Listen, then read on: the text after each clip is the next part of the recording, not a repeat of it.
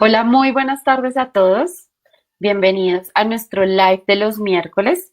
Vamos a dar un par de segundos para que más personas se vayan conectando. Hoy tenemos un encuentro muy especial y es que vamos a estar conversando y respondiendo preguntas sobre el ámbito jurídico laboral de las compañías y para eso nos va a acompañar una gran persona que es el director jurídico de Activos SAS. Vamos a dar un par de segundos y ya iniciamos.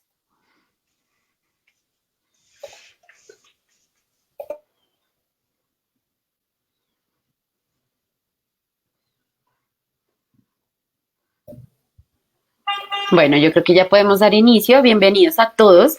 Este es un espacio creado con el objetivo de apoyarlos en la búsqueda de oportunidades laborales y prepararlos para los procesos de selección. Soy Lucía Hernández, Community Manager de Activos SAS, y hoy me acompaña Juan Carlos Restrepo, director jurídico de Activos, con quien estaremos conversando y respondiendo las preguntas con respecto al tema. Doctor Restrepo, bienvenido y gracias por participar hoy en el live de los miércoles. Gracias a ti, a ti, Lucía, y un cordial saludo para todos los asistentes. Estoy para servirles. Bueno, hoy tenemos un programa muy especial, un encuentro muy especial, y es que queremos hablar un poco como todas esas dudas e inquietudes que nos surgen como empleados de una compañía. Usualmente dedicamos este espacio para vacantes, pero pues queremos también darle como otro dinamismo y también queremos sobre todo como ayudarlos, educarlos e informarlos. Por eso ese es el objetivo de este encuentro de hoy. Sin más preámbulo, le damos la bienvenida, le damos la palabra al doctor Restrepo para que nos responda la primera pregunta, que es, ¿qué hace un asesor laboral en una compañía?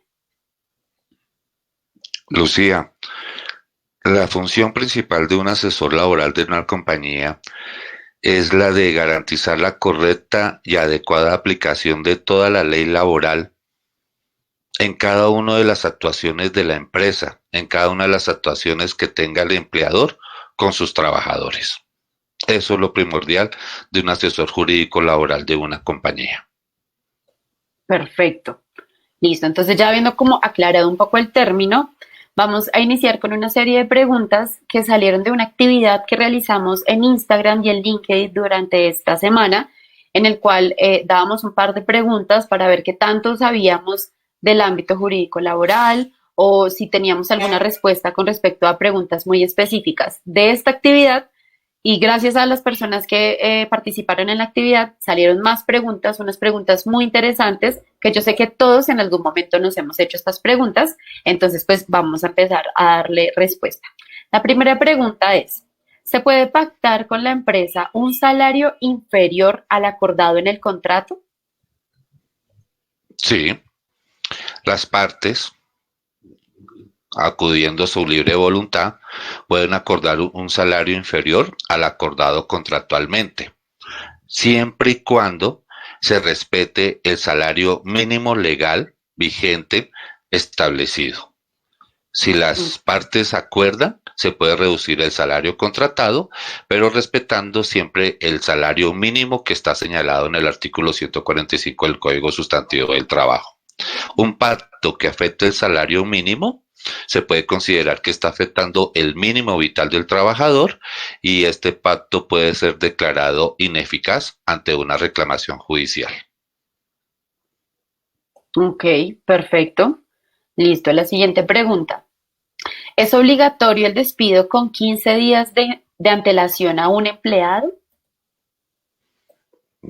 Bueno, legalmente, el artículo 64 del Código Sustantivo del Trabajo solo tiene señalado un aviso previo de 15 días para finalizar un contrato por un despido con justa causa, cuando la causa es el reconocimiento de la pensión.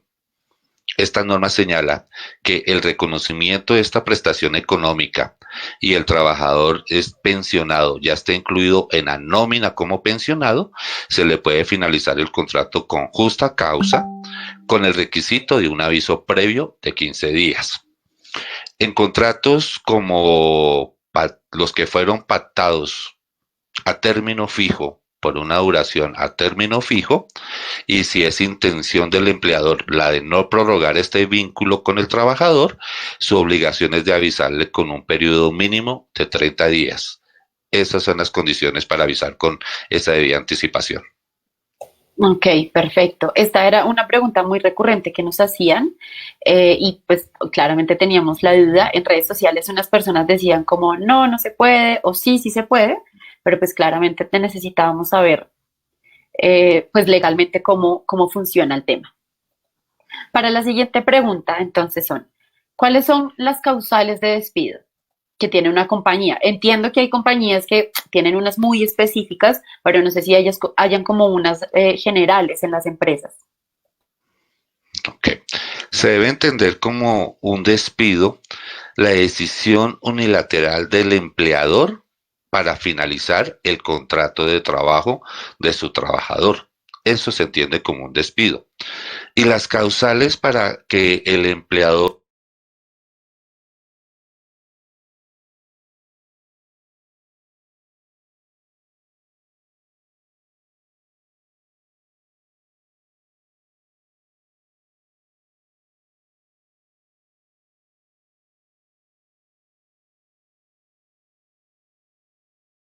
acuda a esta decisión es las contempladas en la ley, que están señaladas en el artículo de 62 del Código Sustantivo del Trabajo, cuando el trabajador incurre en faltas, en deberes a sus obligaciones, incurre también en una prohibición o también están señaladas como las que se pactan en el contrato de trabajo, es decir, las contractuales, cuando el trabajador incurre en una falta especial y se pactó en su contrato de trabajo que haber incurrido en esa falta se califica como grave y por tanto como justa causa. Eso es otra razón. Y también las reglamentarias, es decir, las que se estipulan como faltas y causas para finalizar el contrato de trabajo en el reglamento interno de la empresa. Esas son las causales para acudir a un despido. Ok, muy claro. Bueno, cuando estamos en una incapacidad por enfermedad o accidente laboral, ¿un trabajador debe cobrar el 100% de su salario? No, Ok, cuando un trabajador se encuentra incapacitado por enfermedad laboral o por accidente de trabajo, no está prestando el servicio porque su médico tratante consideró que su condición médica no le permite prestar el servicio. Y cuando el médico pide la incapacidad que acredita que el trabajador no puede prestar el servicio y que necesita de un tiempo para recuperarse, la ARL a la cual se encuentra afiliado le paga un subsidio económico. Ese subsidio económico reemplaza el salario.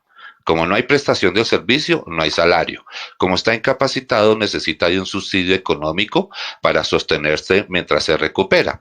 Y en el caso de un accidente de trabajo o enfermedad laboral, ese subsidio económico corresponde al 100% del ingreso base de cotización con que esté cotizando al sistema de seguridad social.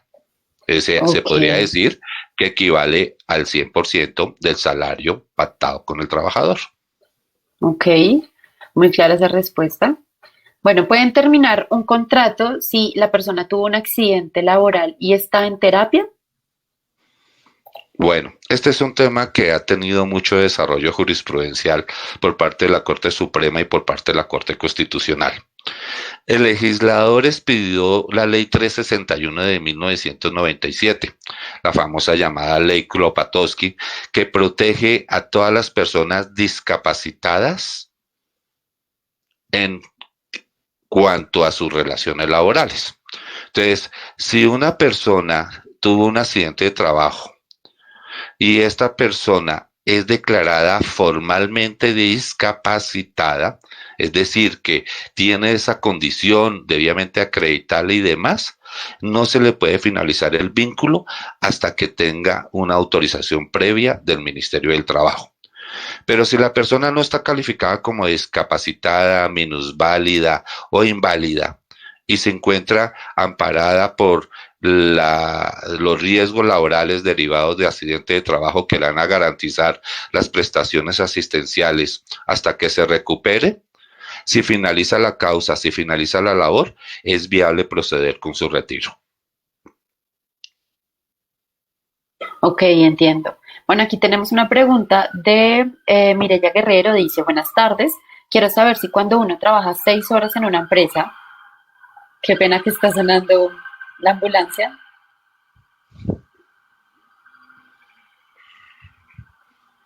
Listo.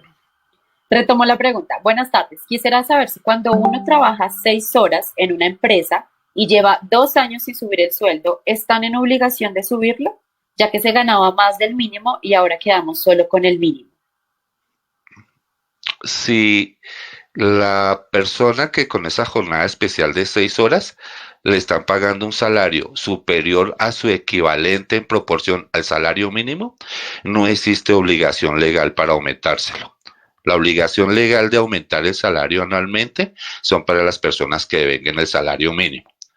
Si no le hicieron reajuste en estos 2 años y ahora actualmente está devengando el salario mínimo en proporción a esa jornada especial de 6 horas, pues obviamente tiene que estar devengando mínimo lo que corresponde al salario mínimo legal mensual vigente. No puede estar devengando una suma inferior. Ok, muchas gracias.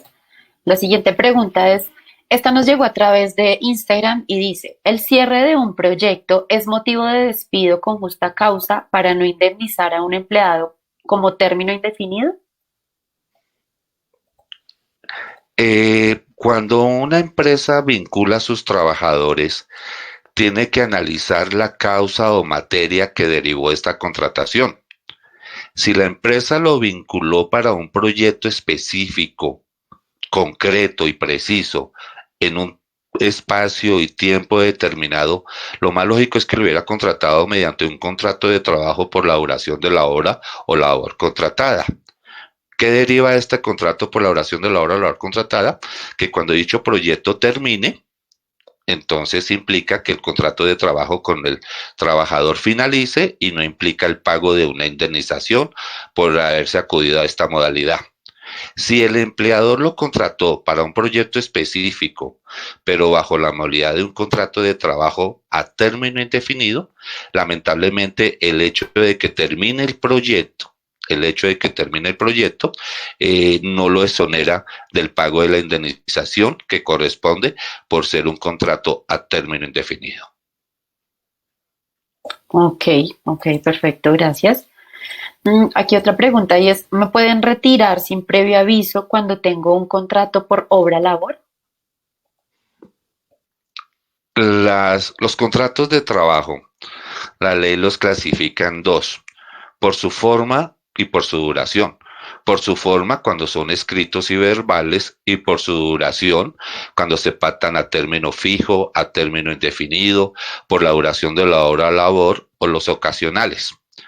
En los contratos de trabajo escritos y que donde se pactó que su duración era por la hora o labor, en el artículo 46 no señala que se deba avisar con un preaviso o con un tiempo anticipado a la finalización del mismo.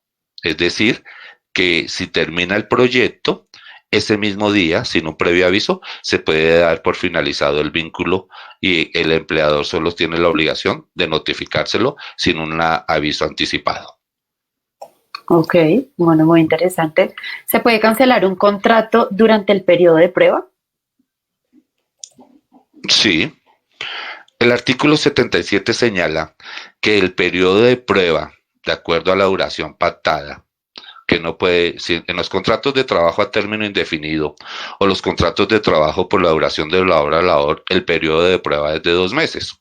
Y si es un contrato a término fijo, el periodo de prueba es la quinta parte del periodo pactada. ¿Qué pasa en ese periodo de prueba?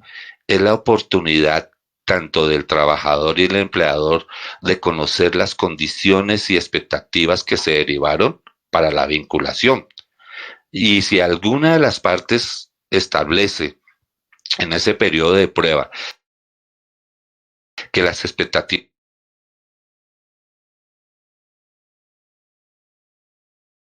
y condiciones mencionadas no se cumplen, se puede finalizar el contrato de trabajo amparándose en que está en periodo de prueba, como lo define el artículo 77 y siguientes del Código Sustantivo del Trabajo. Ok. Bueno, aquí tenemos una pregunta de Miguel Ramírez y él dice, de acuerdo al debido proceso, a una persona la pueden sacar si es su primer proceso disciplinario. Dependiendo, depende. Depende de lo que la falta en que haya incurrido el trabajador, las consecuencias que se generaron y las tipificaciones que estén estipuladas en el reglamento interno del trabajo. Es decir, que si legalmente incurrió en una de las causales legales para terminar el contrato de trabajo señaladas en el artículo 62, tal cual, por ejemplo, como haber obtenido, presentado documentos falsos, el numeral primero, para obtener un provecho indebido. Eso es una causal para finalizar el contrato de trabajo y así sea por la primera vez, se puede proceder con la finalización con el justa causa. Las contractuales, si yo pacté en el contrato de trabajo que si el trabajador me incurría en una falta determinada y que esa falta se califica como grave y por tanto como una justa causa para su retiro, también así fuese la primera vez, se podría finalizar el contrato de trabajo. Ok, listo, muchas gracias. Tenemos otra pregunta del público, dice, buenas tardes, una pregunta. Si ya está para vencerse el contrato de trabajo y faltan 15 días, pero aún no dicen si el contrato lo van a renovar, pero si se pasa la fecha que fui contratado, ¿automáticamente se renueva? Si es un contrato de trabajo pactado a término fijo, sí Ujú. señora, es Ok, obligación del empleador. Si es un contrato de trabajo a término fijo, es una obligación del empleador avisar con 30 días de anticipación a la fecha de vencimiento si no tiene intención de prorrogarlo. Y el hecho de que el empleador no lo haya hecho durante esa anticipación de 30 días implica que el contrato se prorrogue por un periodo igual al inicialmente pactado. Ahora, si ese contrato de trabajo estaba pactado por un periodo inferior a un año y el empleador no le avisó de su no prórroga dentro del mes de anticipación y estábamos ya en la cuarta prórroga, entonces el contrato se renueva también a término fijo, pero por un periodo de un año. wow, ok, Entonces, bueno, en otras palabras, si no le avisaron con los 30 días de anticipación, el contrato de trabajo fue prorrogado. ok, perfecto. Tenemos otra pregunta, dice, ¿cuánto es el tiempo justo para pagar la liquidación después de haber finalizado el contrato? La ley no determina un plazo para pagar una liquidación final al retiro de un trabajador. Es decir, que finaliza el contrato de trabajo y el empleador debe pagar inmediatamente su liquidación final de acreencias laborales que se hayan causado. El desarrollo que le ha dado la Sala Laboral de la Corte Suprema de Justicia ha indicado que los empleadores tienen un término prudencial y razonable para el pago de esta liquidación cuando dependen de situaciones, por ejemplo, de comisiones, de horas extras, de salarios variables o de reportes de empresas usuarias y demás novedades que tengan injerencia en esa liquidación, entonces se pueden tomar un tiempo razonable y prudencial para el pago de esta liquidación. Tiempo razonable y prudencial que yo considero que no puede superar el mes después de haberse retirado el trabajador. Perfecto. ¿Qué pasa si tuve una calamidad familiar y no asistí al trabajo? Dentro del Código Sustantivo de Trabajo, en su artículo 57, señala obligaciones para el empleador. El empleador tiene unas obligaciones con sus trabajadores. Y una de esas obligaciones que tiene el empleador para sus trabajadores es la de concederle los permisos necesarios para atender las graves calamidades domésticas debidamente comprobadas. Entonces, si un trabajador se ausenta de su puesto de trabajo alegando una grave calamidad, la debe demostrar, la debe comprobar, entendiéndose por una grave calamidad como un hecho intempestivo, un hecho inesperado, algo que no esperaba el trabajador que le ocurriera. Entonces, cuando el trabajador tiene una grave calamidad, debe acreditarla, debe comprobarla y con eso justificaría su ausencia a su puesto de trabajo.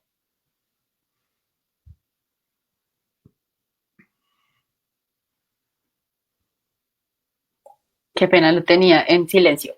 Tenemos otra pregunta. ¿La empresa puede cambiarme el sueldo sin avisar? Sí, lo puede hacer en situaciones especiales, en Ok. situaciones como las que estamos atravesando, como esta pandemia. Hay un criterio laboral, hay una teoría que se llama la teoría del jus variandi. La teoría del jus variandi permite que un empleador modifique las condiciones del contrato de trabajo de su trabajador cuando existen criterios de razonabilidad y objetividad que así lo ameriten. Es decir, que si el empleador decide modificar las condiciones laborales de su trabajador, lo puede hacer bajo este principio del jus variandi, pero siempre atendiendo criterios objetivos, razonables y proporcionales que así lo justifiquen. Ok, claro. Bueno, al retirarme de una empresa, ¿obligatoriamente se deben realizar los exámenes médicos de salida? Sí, señora. Ok, ¿esto por qué? No es obligatoriamente que se los deba realizar. Lo que dice la ley dentro del artículo 57, las obligaciones del empleador, está la de suministrarle al trabajador que lo solicite la orden para practicarse el examen médico de retiro. Entonces, nosotros como empleadores estamos en obligación de suministrarle al trabajador la orden para que se practique el examen médico del retiro. Si el trabajador lo solicita, tenemos que entregarle la orden. Y el trabajador tiene un término para practicárselo de 5 días. Si se lo practica después de estos 5 días, cualquier circunstancia que surja ya es responsabilidad del trabajador. Ok, perfecto. Fernanda López pregunta, ingresó a la empresa como operaria y después de 2 años quedé como jefe de taller, pero con el mismo sueldo. ¿Puedo pedir un aumento de sueldo? Ajá, pues, pues el salario tiene que ser proporcional al cargo y funciones que está desarrollando. Entonces, no sé qué salario, tendría que evaluar su merced internamente con qué salario ingresó y las funciones y el cargo que tenía al momento de su ingreso versus las que está desarrollando actualmente. Y si su merced lo considera, pues es un tema de sentarse con su empleador y hablarlo y dialogarlo a ver a qué consenso pueden llegar. Ok, perfecto. La siguiente pregunta es algo que yo también me hice cuando empecé recién a trabajar y es pues porque uno realmente no tiene muy claro cómo es, o sea, cuánto te pagan versus cuánto tiempo laboras. La pregunta es la siguiente, ¿cómo cuento mis horas laborales versus la hora de descanso? Las horas laborales solo se deben contar las efectivamente laboradas. La hora de descanso o el tiempo de descanso no cuenta dentro de la jornada. Entonces, si por ejemplo nosotros tenemos trabajadores de una jornada ordinaria de 8 horas, se entiende que esas 8 horas están referidas a las efectivamente laboradas. Si en la empresa tienen establecido que su jornada de descanso u hora de almuerzo es de 1 hora, entonces se entendería que el trabajador va a estar en el día unas 9 horas, de las cuales la jornada efectiva laboral es de 8 y la hora de descanso adicional, porque esta no se cuenta dentro de la jornada.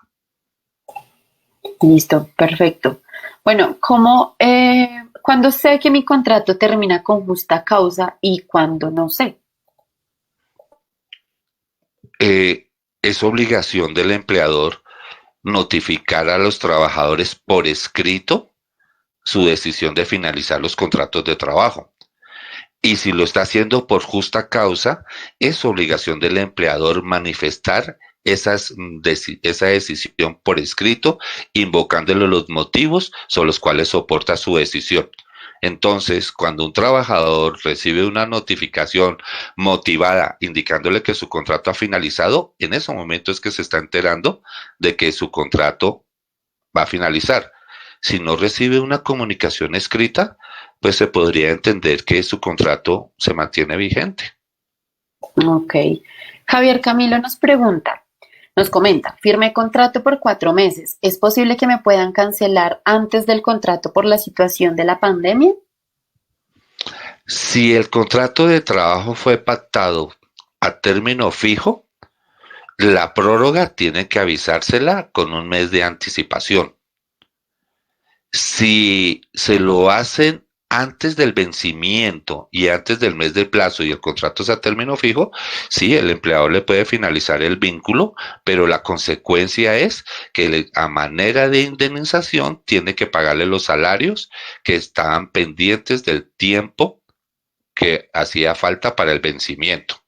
Si es un contrato a término indefinido y por motivos de pandemia se ve en la obligación de finalizar el contrato de trabajo, pues la causal tendría que ser una terminación sin justa causa, lo que genera también el pago de la indemnización que corresponde a los contratos de trabajo a término indefinido. Ok. Bueno, ya para ir finalizando, ¿qué tipo de contratos laborales son mejores? Pues, como lo expliqué hace un rato, los contratos de trabajo por su duración están pactados por la duración de la hora labor contratada, término fijo, término indefinido o los ocasionales. ¿Cuáles son los mejores contratos para un trabajador? Pues obviamente los indefinidos. ¿Por qué? Sencillo, porque en un contrato de trabajo pactado a término indefinido lleva implícita la vocación de permanencia. ¿Y qué es lo que quiere un trabajador? Pues mantener permanente, vigente su contrato de trabajo. Entonces, ¿cuáles son los mejores? Los indefinidos. Ok, muy bueno saberlo. Tenemos una pregunta, dice, trabajo en un laboratorio, normalmente suele pasar que se dañe o se quiebren algunos instrumentos de uso rutinario. ¿Es justo que le descuenten al empleado esos daños teniendo en cuenta que se dan con motivo de las labores? Esto tiene que revisarlo con su empleador, porque si el daño de las herramientas, elementos y demás que se le suministren al trabajador, materias primas, herramientas, elementos de protección personal, sus daños son por causa, culpa u omisión del trabajador, habría lugar a que suscribiera una autorización de descuento para asumir esos costos. Pero si los daños son por situaciones atribuibles al empleador, entonces no habría lugar a ello. Entonces es un tema que debe ser revisado al detalle con su empleador.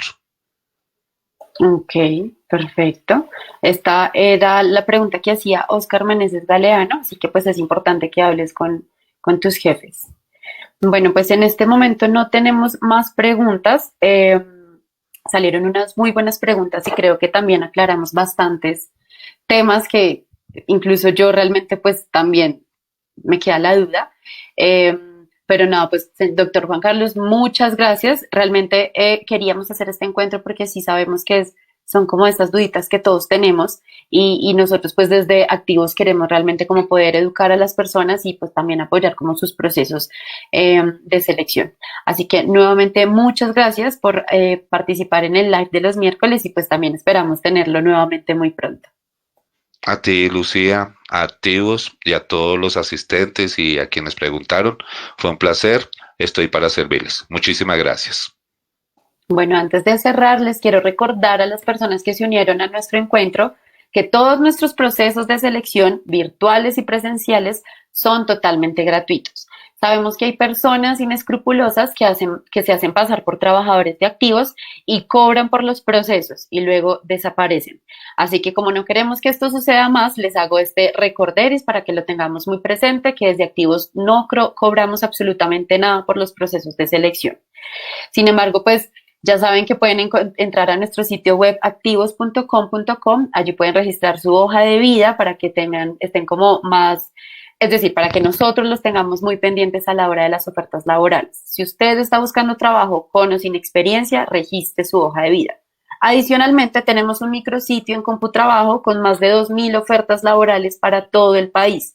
En unos minutitos en el chat les van a compartir los enlaces para que ingresen a esos enlaces y busquen las ofertas laborales. Hay en todo el país, Santa Marta, Bogotá, Cali, Medellín, hay en todo el país, por favor, para que usted busque las ofertas laborales. Pero si usted no está buscando trabajo, porque gracias a Dios tiene trabajo, comparta la información porque seguramente hay una persona que en este momento está buscando trabajo.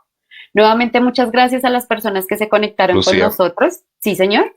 Lucía, quería agregar, qué pena, Sí. con lo que mencionaste, que sí quiero reforzar eso.